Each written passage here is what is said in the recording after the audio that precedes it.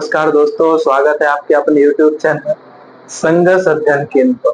हम लोग तैयारी कर रहे थे आगामी परीक्षाओं की, जिसमें हम लोग पढ़ रहे थे पॉलिटी यानी आपकी संविधान की हम लोग बारे में चर्चा कर रहे थे। संविधान के पिछली कक्षा में हम लोग भारतीय संविधान के लिए जो संविधान सभा बनाई गई थी उसके रूप में हम लोग ने विस्तृत चर्चा किया था। आज हम लोग बात करते हैं जो अगला टॉपिक होगा, अगला अध्याय होगा हमारे लिए, वो होगा क्या? संविधान की प्रस्तावना। संविधान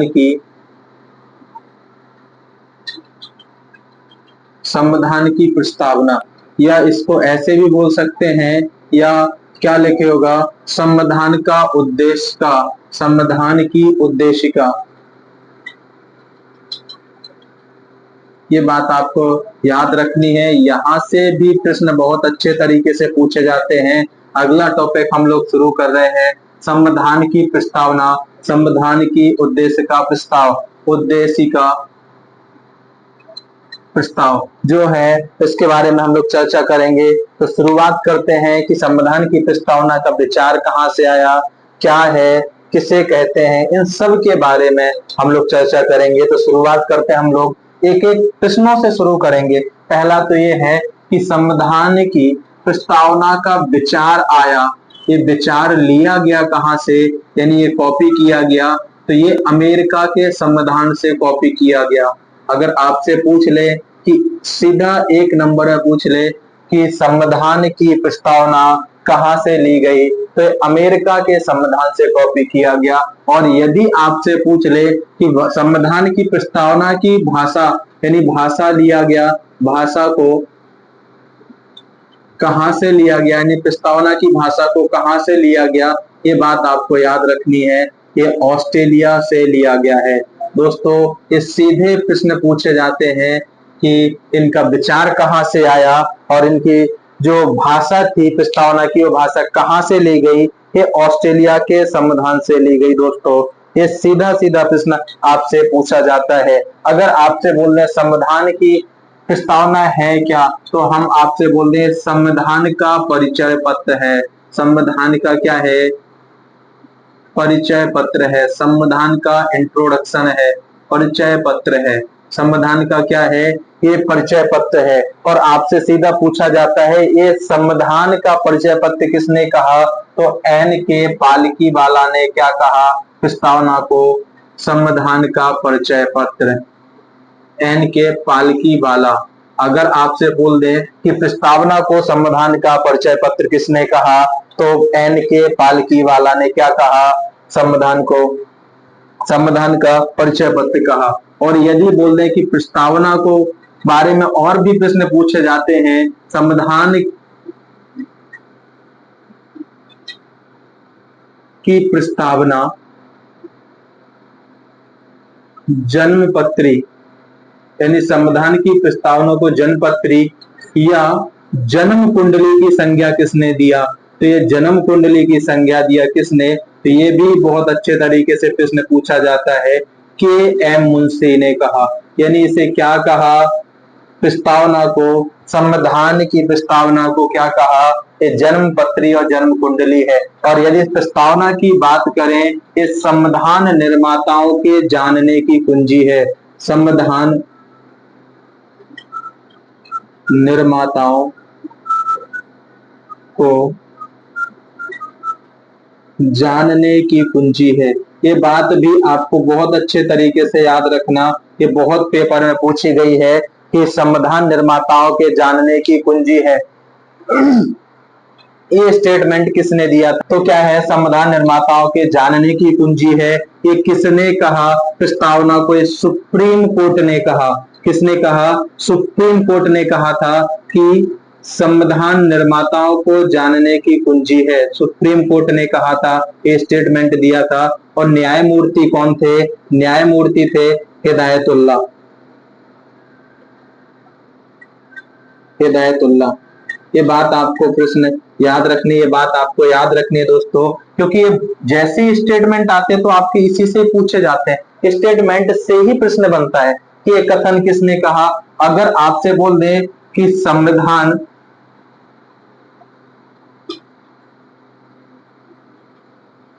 की आत्मा, प्रस्तावना को संविधान की आत्मा की संज्ञा किसने दी?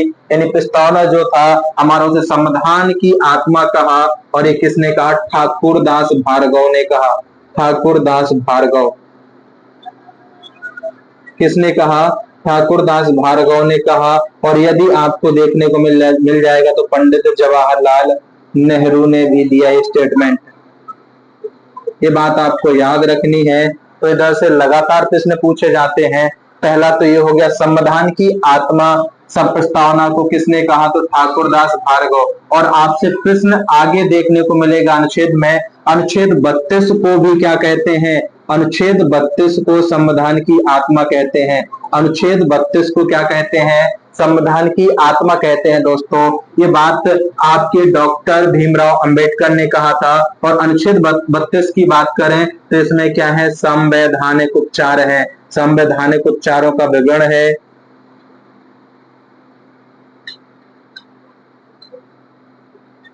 का विवरण दिया गया है अनुच्छेद 32 में। और संवैधानिक उपचार हैं एक प्रकार के, क्या है? तो ये मौलिक अधिकार है, मौलिक अधिकार से संबंधित है अनुच्छेद 32। और अनुच्छेद 32 को क्या कहा? संविधान की आत्मा कहा। और अनुच्छेद को 32 को संविधान की आत्मा किसने कहा? तो डॉक्टर भीमराव अंबेडकर ने कहा। दोस्तों, भीमराव अंबेडकर ने कहा। तो पहला प्रश्न तो याद रखिएगा, दो चीजों को संविधान की आत्मा बोला गया। अनुच्छेद 32 को संविधान की आत्मा कहा गया, और संविधान की जो प्रस्तावना है उसे भी संविधान की आत्मा कहा। और संविधान की आत्मा यदि प्रस्तावना को कहा तो किसने कहा? ठाकुरदास भार्गव ने। अनुच्छेद 32 को संविधान की आत्मा कहा तो किसने कहा? डॉक्टर भीमराव अंबेडकर ने। ये बात भी आपको याद रखनी है। और एक प्रश्न और बहुत अच्छे तरीके से बनता है, संविधान यदि शरीर है तो उसकी प्रस्तावना क्या है? आत्मा है। ये प्रश्न भी बहुत अच्छे तरीके से बनता है।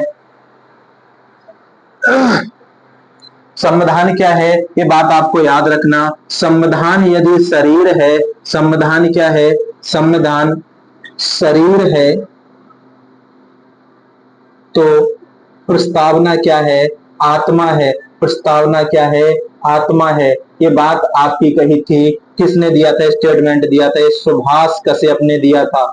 सुभाष कश्यप ने दिया था स्टेटमेंट। किसने कहा था? प्रस्तावना क्या है? आत्मा है। संविधान शरीर है तो प्रस्तावना क्या है? आत्मा है। ये कथन किसने कहा था? तो सुभाष कश्यप ने बोला था। ये बात आपको याद रखनी है। दोस्तों, इधर से लगातार प्रश्नों में बढ़ोतरी हुई है, लगातार प्रश्न पूछे गए हैं। तो अगर हम लोग और भी बात करें तो स्टेटमेंट आपको याद रखना बहुत पूछे जाते हैं, और ऐसा कोई एग्जाम होता नहीं जहां आपका स्टेटमेंट ना पूछा जाता हो। पहला तो यही है, हम लोग संविधान क्या है? संविधान क्या है? उद्योग। संविधान का प्रस्तावना है वो एक क्या है? इंट्रो है, परिचय पत्र है। संविधान की आत्मा है। संविधान क्या है? संविधान शरीर है तो प्रस्तावना उसकी आत्मा है। ये स्टेटमेंट दिए थे लोगों ने। सुभाष कश्यप ने आत्मा कहा। संविधान की आत्मा किसने कहा? ठाकुरदास भार्गव ने कहा। निर्माताओं को जानने की कुंजी है, दयानाथ कुंजू ने कहा। ये सुप्रीम कोर्ट के न्यायमूर्ति थे, या सुप्रीम कोर्ट ने कहा।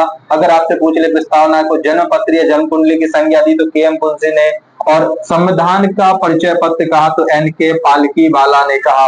ये दोस्तों, ये बात याद रखनी। संविधान के बारे में हम लोग और बात करते हैं कि संविधान से और क्या प्रश्न बन सकते हैं। संविधान की प्रस्तावना से और क्या क्या प्रश्न बन सकते हैं। पहला तो प्रश्न यही बनता है, आप ये क्या लिखा हुआ है इसमें? संविधान निर्माताओं के जानने की कुंजी है। इसका मतलब ये है कि संविधान को जो निर्माण कर रहे थे उनके मन में क्या चल रहा है, ये सब इस प्रस्तावना में वर्णित किया गया है। हमें क्या क्या अधिकार हैं, किस प्रकार की स्वतंत्रताएं हैं, किस प्रकार हमें न्याय मिलेगा, इन सब चीजों का वर्णन हमारा प्रस्तावना में दिया गया है। तो आप याद रखिएगा, जो संविधान की प्रस्तावना है ये न्याय योग्य नहीं है।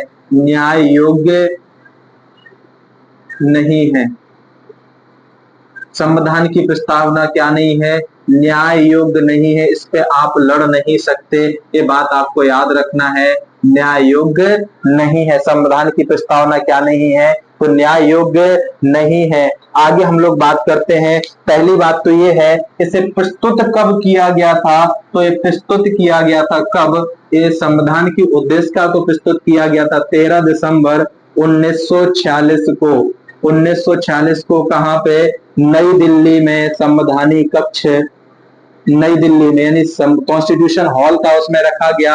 और किसके समक्ष रखा गया? इस संविधान सभा के समक्ष रखा गया था दोस्तों, संविधान सभा के समक्ष।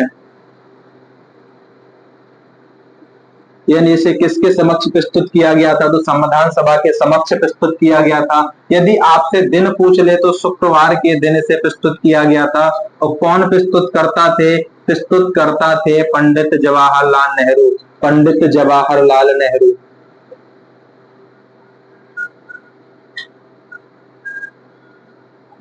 किसने प्रस्तुत किया था? तो पंडित जवाहरलाल नेहरू ने उद्देश्य का प्रस्ताव को प्रस्तुत किया था, संविधान की प्रस्तावना को प्रस्तुत किया था। कब किया था? और ये 13 दिसंबर 1946 को। ये दोस्तों आपको भी मैं पहले लेक्चर में बता चुका हूं, ये संविधान सभा की तीसरी बैठक है। संविधान सभा की तीसरी बैठक है। और कब बैठक हुई थी? जो 13 दिसंबर 1946 शुक्रवार को दिन हुई थी। ये बात आपको याद रखनी। और इस बैठक की अध्यक्षता कौन कर रहा था? इधर अध्यक्ष थे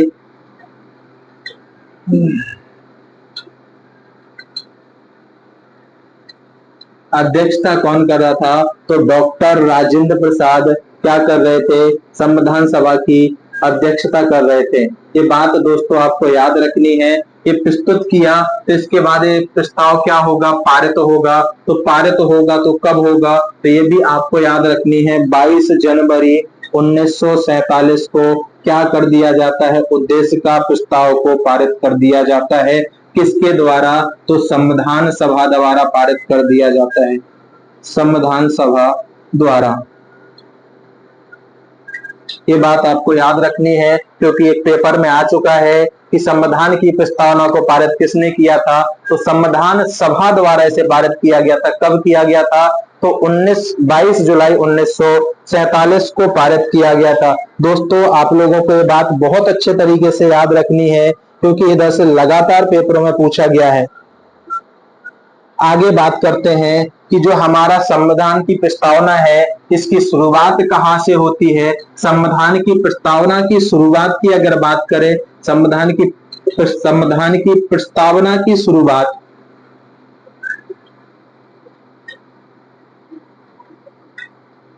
तो प्रस्तावना की शुरुआत होती है हम भारत के लोगों से। हम भारत के लोगों से। हम भारत के लोग भारत को एक संपूर्ण प्रभुत्व संपन्न समाजवादी पंथ निरपेक्ष लोकतंत्रात्मक गणराज्य सामाजिक आर्थिक गणतंत्रात्मक बनाने हेतु, यानी हम भारत के लोग, यानी हम भारत के लोगों से क्या होती है? प्रस्तावना की शुरुआत होती है। और यदि आपसे पूछ लिया जाए कि प्रस्तावना का अंत कहाँ होता है, तो प्रस्तावना का अंत यानी अंतिम जो शब्द हैं, यानी क्या होते हैं? आत्मर्पित करते हैं। आत्मर्पित करते हैं। आत्मर्पित करते हैं। ये बात आपको याद रखनी है। शुरुआत होती है हम भारत के लोग और प्रस्तावना का अंत होता है आत्मर्पित करते हैं।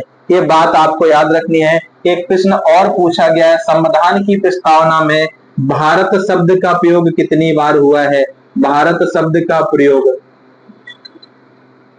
ये भी पेपर में आ चुका है दोस्तों। इसमें मैं आपको अगर बताऊं तो जितने भी शब्द लिखे हुए हैं सब के सब पेपर में पूछे जा चुके हैं। यदि आपसे पूछ लिया जाए कि भारत शब्द का प्रयोग कितनी बार हुआ है प्रस्तावना में, तो 2 बार किया गया है।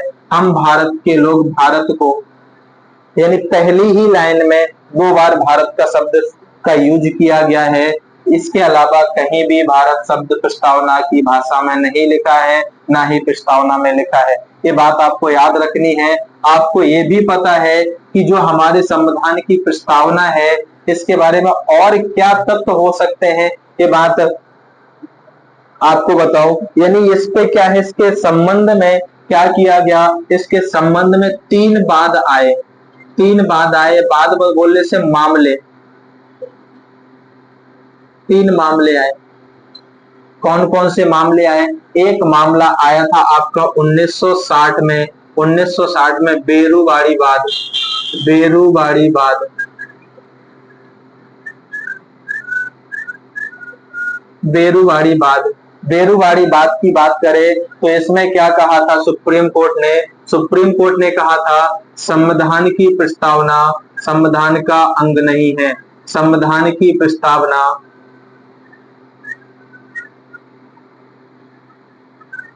संविधान का अंग नहीं है।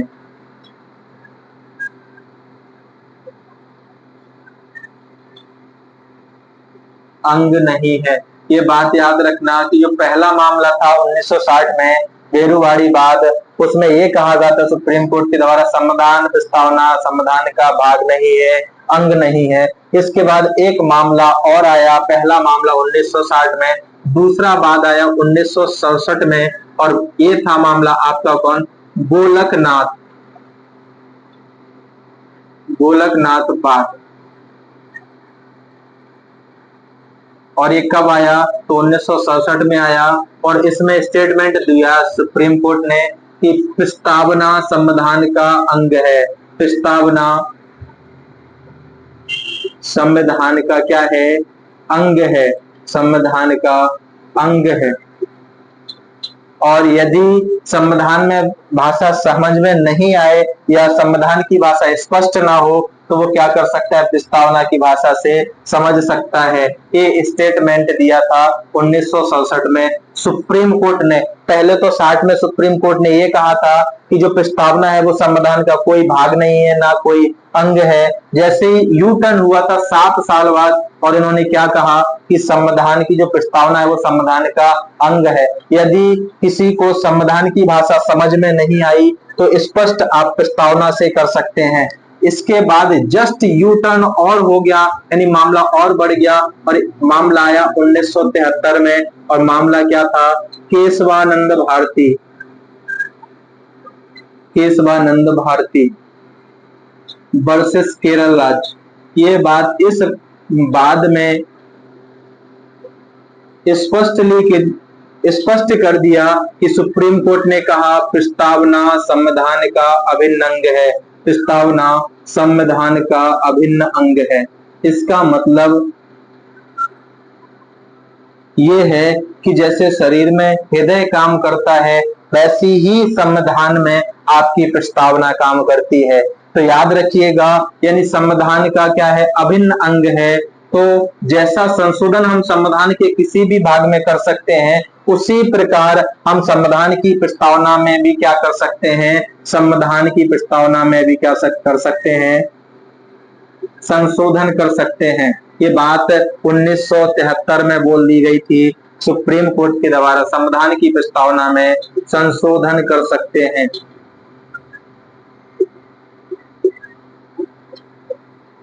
ये बात आपको याद रखना। और आप लोगों को ही पता है कि ये जो मामला जैसे ही आया था तो संविधान की प्रस्तावना में संशोधन भी हुआ है कि प्रस्तावना में यदि संशोधन कर सकते हैं तो कैसे? मूल आधार को छोड़कर, यानी संविधान का जो मूल, संविधान की प्रस्तावना का मूल आधार है उसको छोड़कर आप संशोधन कर सकते हैं संविधान की प्रस्तावना में। दोस्तों याद रखिए, संविधान की प्रस्तावना में भी संशोधन हुआ है, और संशोधन कितनी बार हुआ? संशोधन हुआ है एक बार, एक बार संशोधन हुआ है। और कब हुआ? तो आप लोगों को पता होगा दोस्तों, 42वां कॉन्स्टिट्यूशन अमेंडमेंट 1966, 42वां संविधान संशोधन 1976। और संविधान की प्रस्तावना में 3 शब्दों को जोड़ा, 3 शब्दों को क्या किया?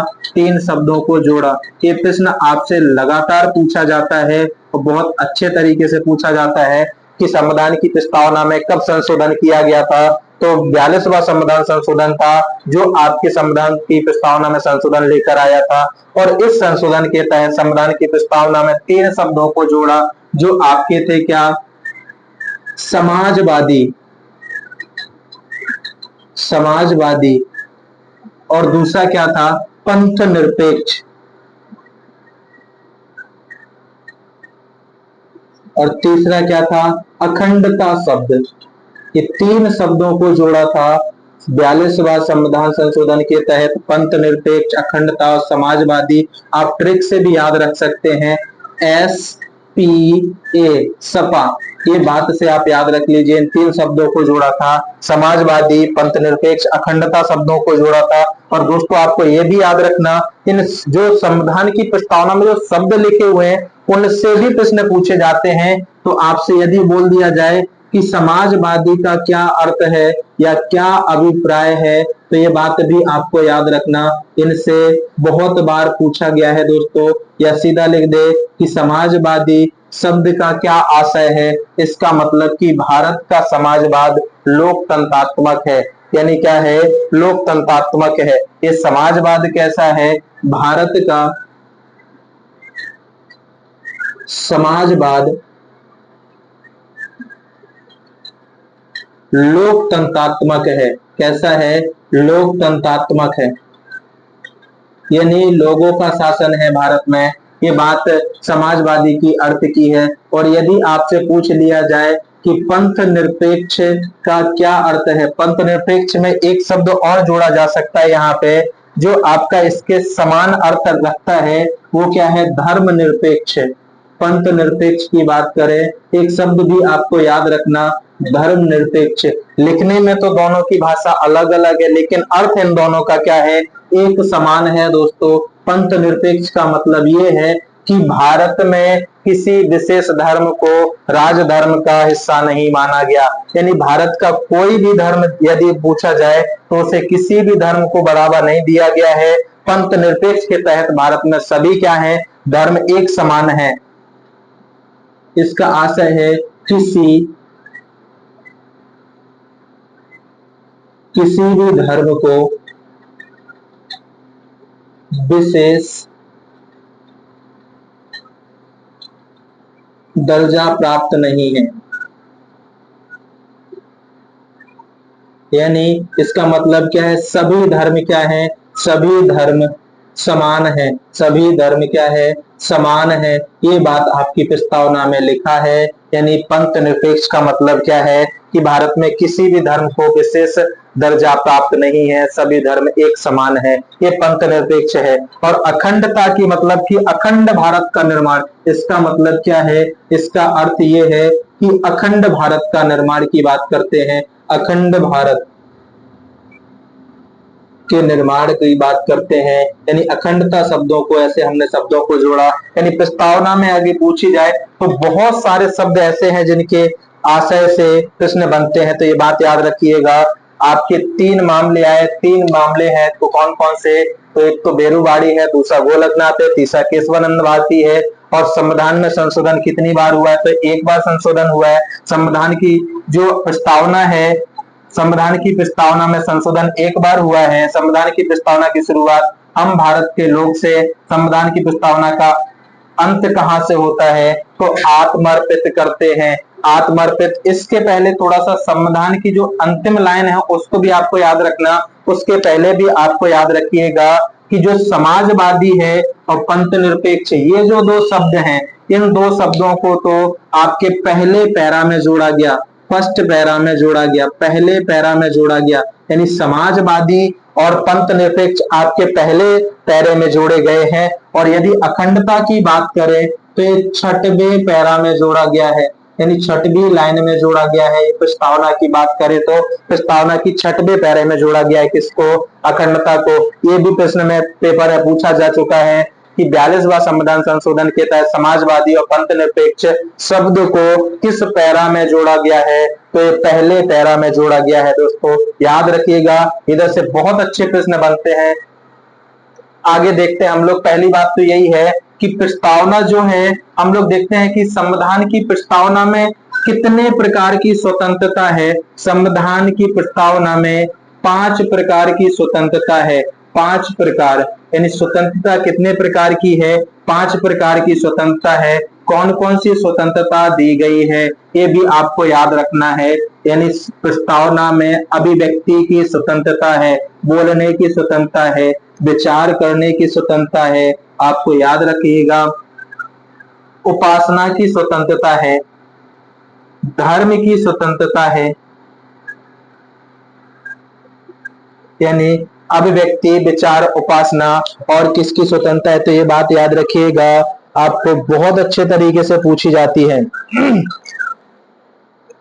कौन कौन सी हो गई, तो अभिव्यक्ति, विचार और उपासना और धर्म की, और एक और होती है विश्वास, विश्वास की स्वतंत्रता है, यानी हर कोई विश्वास कर सकता है, यानी विश्वास करने की स्वतंत्रता है।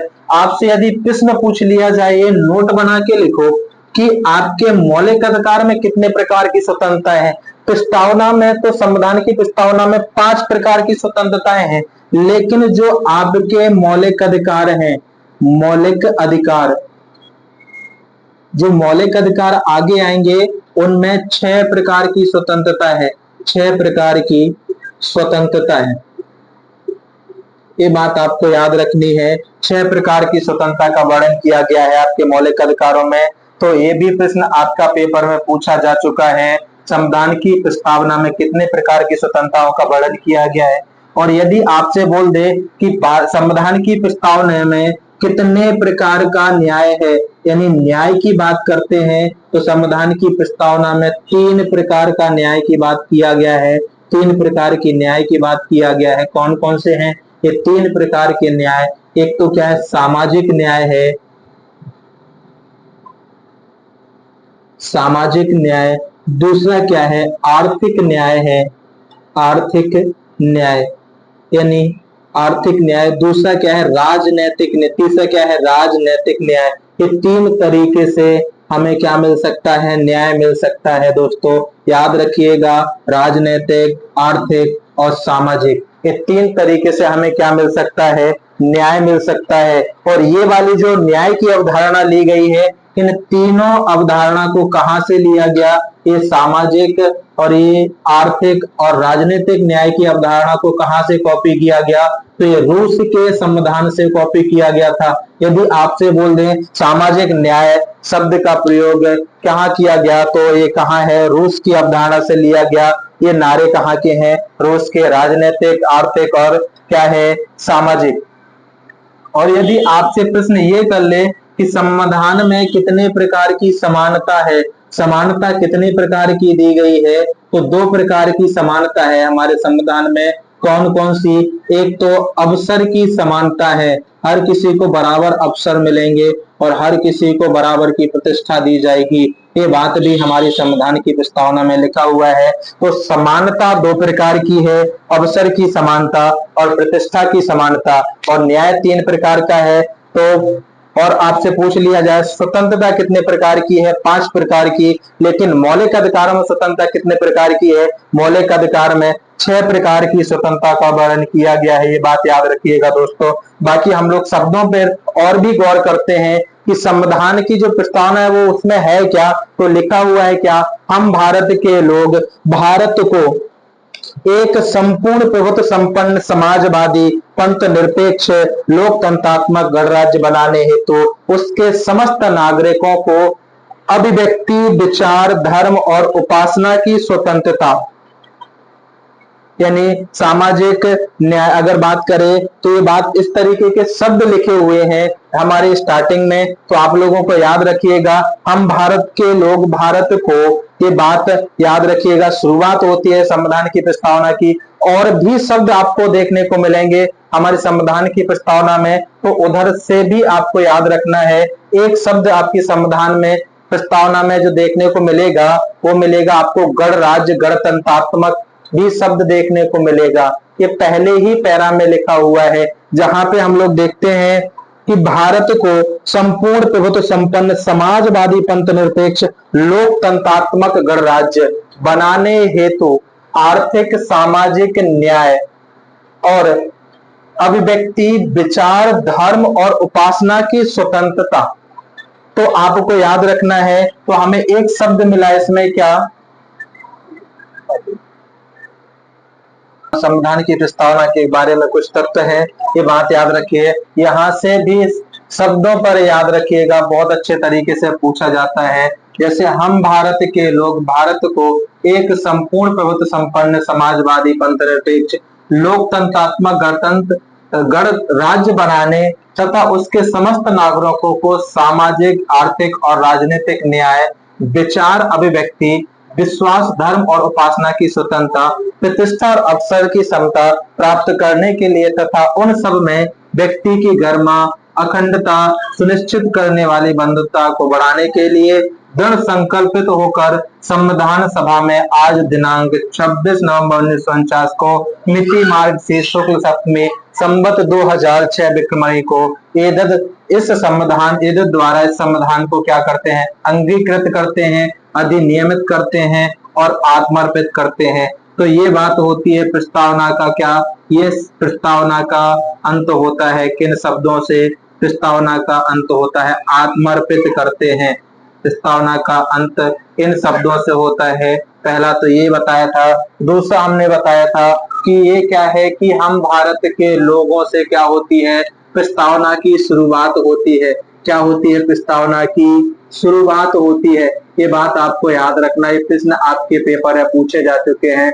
दूसरा आपसे ये भी पूछा गया है कि संविधान की प्रस्तावना में भारत शब्द कितनी बार प्रयोग किया गया है, तो भारत शब्द 2 बार प्रयोग किया गया है। और आपको ये भी बताया है कि जो इसमें सामाजिक और आर्थिक और राजनीतिक न्याय की बात करें, इस अवधारणा को कहां से लिया गया, इस अवधारणा को कॉपी किया गया आपका, यानी जो सामाजिक है, सामाजिक, आर्थिक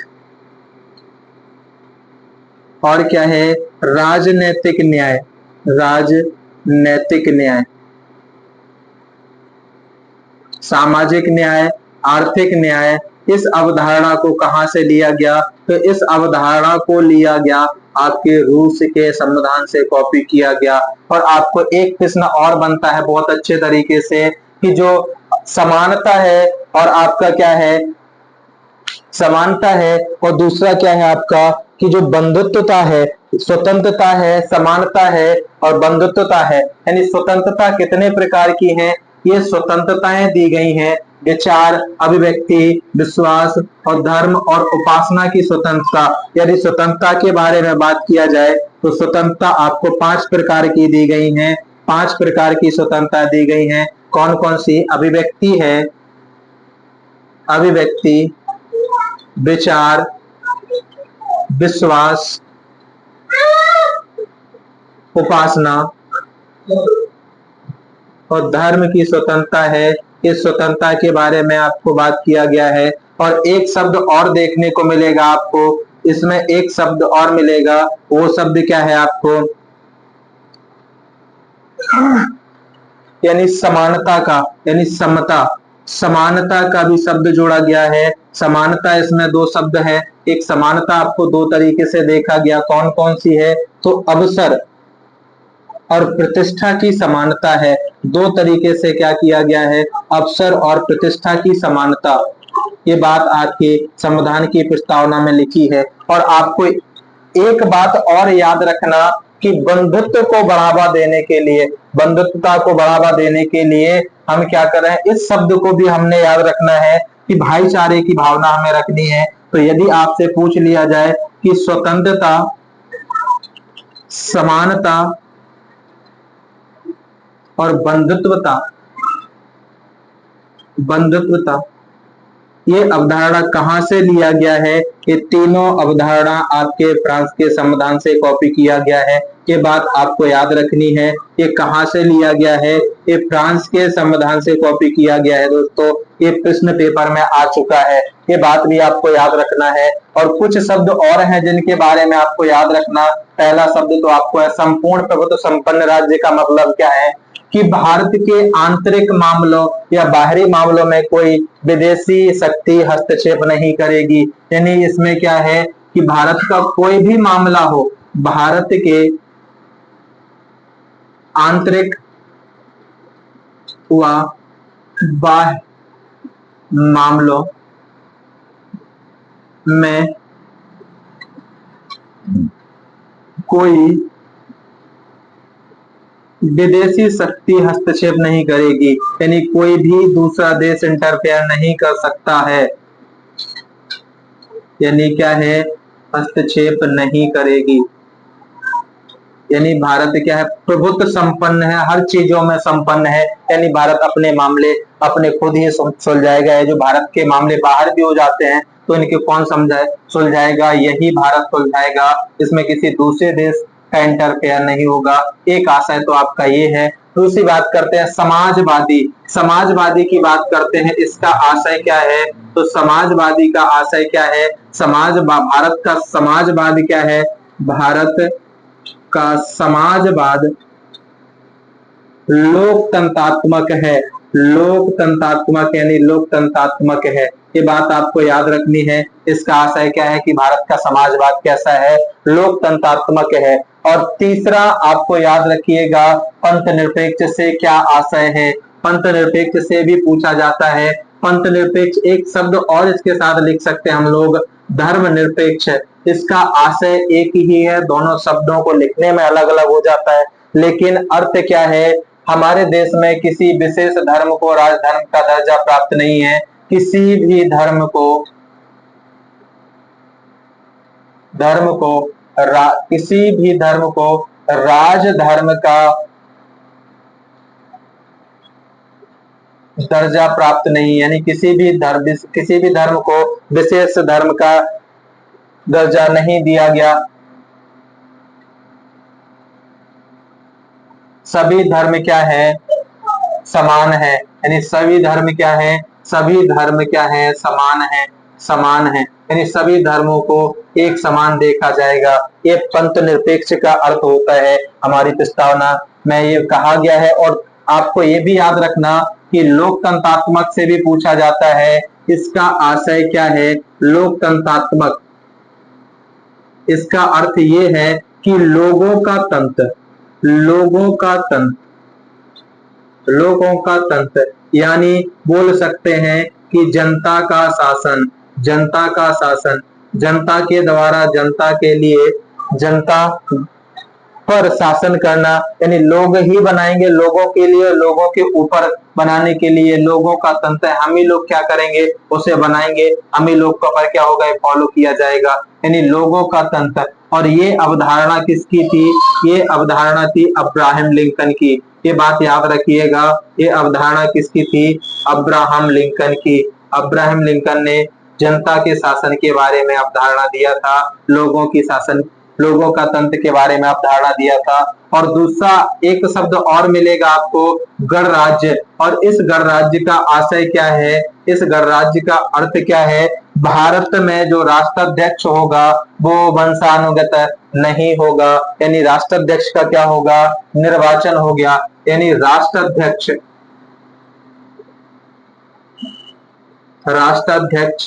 कैसा होगा?